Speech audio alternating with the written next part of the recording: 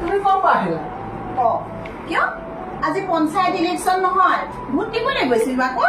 তুমিতো কেতিয়াবাই গলা যোৱাতটো কেতিয়াবাই গলো গৈ ভোটটো দিলো ভোটটো দি তাতে প্ৰদীপ লগ পালো লগ পাই তেওঁ লগ ধৰিলে ধাবাত খাবলৈ গলো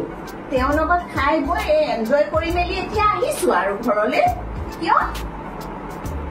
খবৰ এটা লৈছা কি হৈছেনো আপোনাৰ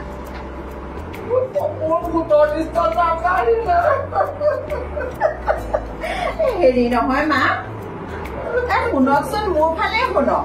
আপোনাৰ ভোটৰ লিষ্টত ক'ৰ পৰা নামডাল আহিব কওকচোন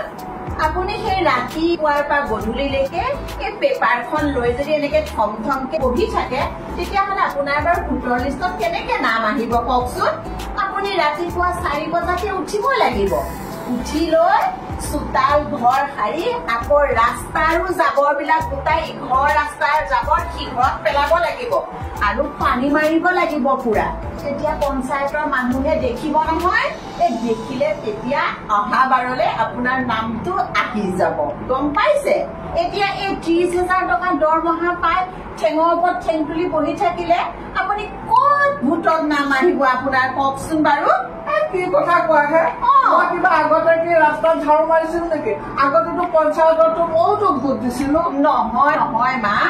আপুনি ভুল বুজিছে তেতিয়া আপুনি চৰকাৰৰ লেবাৰ কৰিছিলে এতিয়া